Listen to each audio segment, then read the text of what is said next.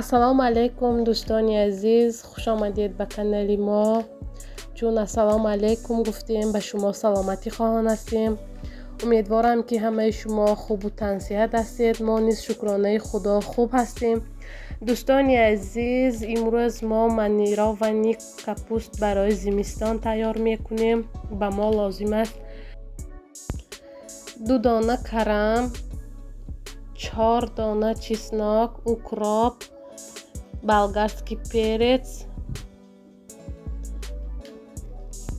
черный перец, горошек و лавровый лист لازم است. دوستان عزیز، ما سر اول کپوست را میمانیم، بعد کمتر چسناک با کمتر укроп و болгарский перец را میمانیم.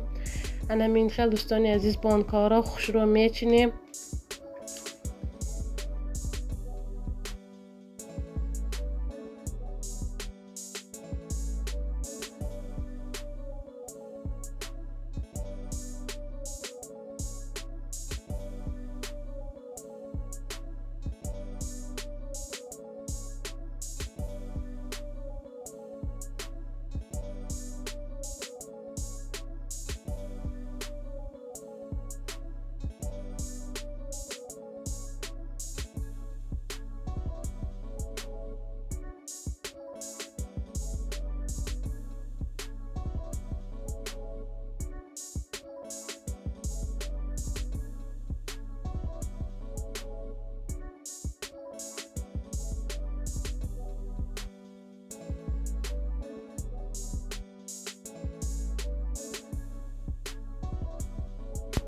با بانکه ها گرفتیم دوستان عزیز. اکنون به ما 5 لیتر آب لازم است.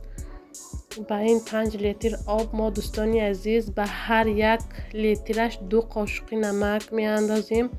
با 5 لیتر دوستان عزیز 10 قاشق استالوی قاشق نمک می اندازیم دوستان عزیز و 5 قاشق شکر.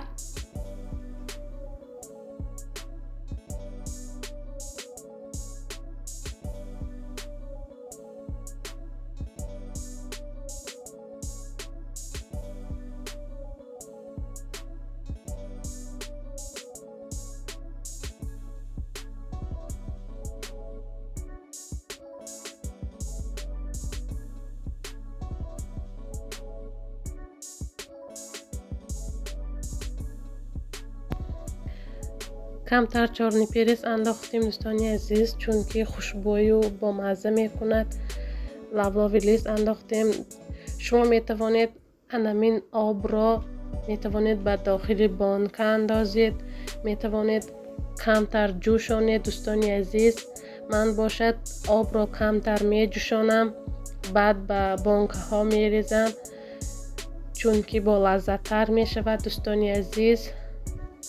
انک آبی ما هم جوشید دوستان عزیز. با این آب ما 1 قاشق اکسوس همراه کردم.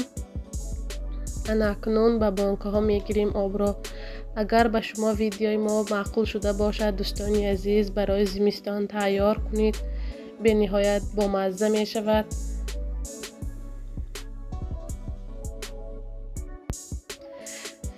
دوستان عزیز، در آخر ویدیو گفتنی هستم که از همه شما منت دارم. دوستان عزیز، ویدیوهای ما را تا آخر تماشا میکنید، کانال های ما را دستگیری میکنید. از همه تان منت دارم.